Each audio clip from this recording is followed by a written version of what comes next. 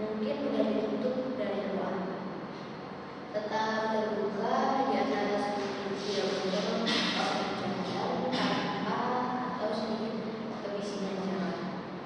Atribut pelanggan ini ditentukan dari penelitian pasar yang dicoba menentukan secara persis apa yang pelanggan merasa penting di dalam itu semua.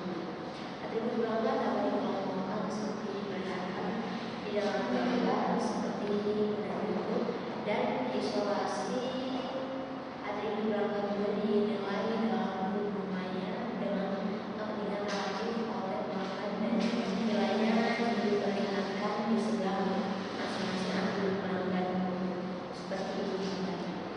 Usaha buka, tutup, isolasi, second, kecenderungan positif kuat, positif medium, negatif medium, negatif kuat. Persepsi pelanggan itu udah menutup dari luar, tenaga untuk menutup pintu plus cek plus cek kekuatan pada tanah data plus cek kekuatan pada kemiringan 10 derajat. Terus yang di bawahnya itu tidak bocor waktu hujan, tidak kebisingan jalan.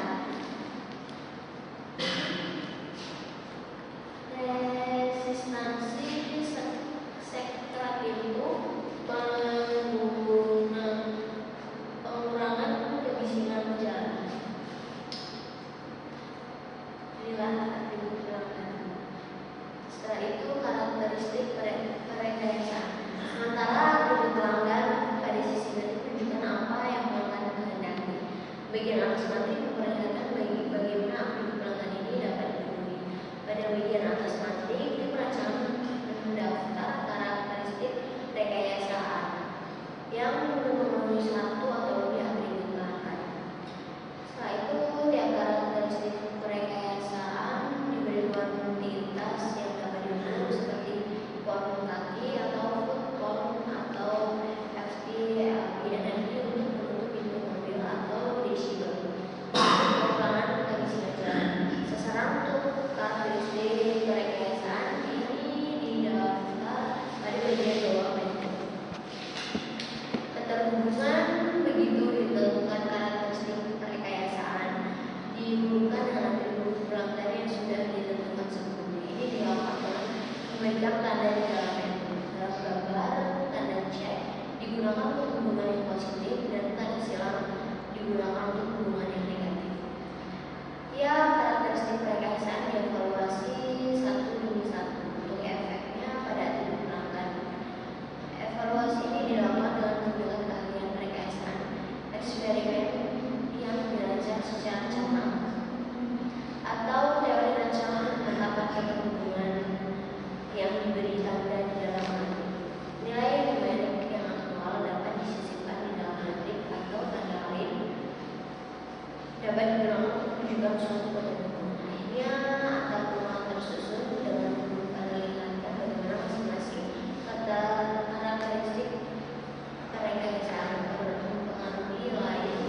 Informasi di dalam atap ini digunakan untuk menentukan efek apa yang akan ditimbulkan oleh perubahan yang dimaksud.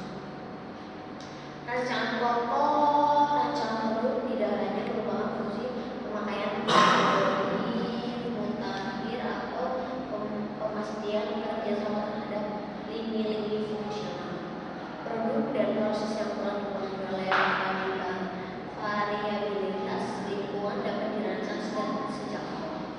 Pendekatan yang disebut rancangan pokok Robert Smith ini jauh lebih berat dibandingkan upaya mengendalikan sebuah variasi dalam lingkungan selama proses produksi, seperti suhu, peneraman, debu, dan sebagainya.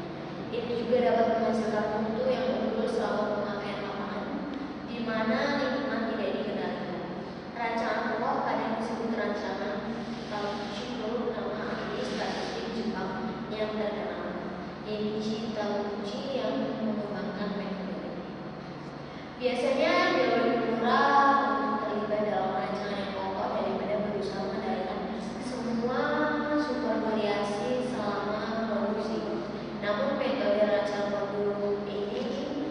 saja dimulai digunakan dalam industri dewasa ini.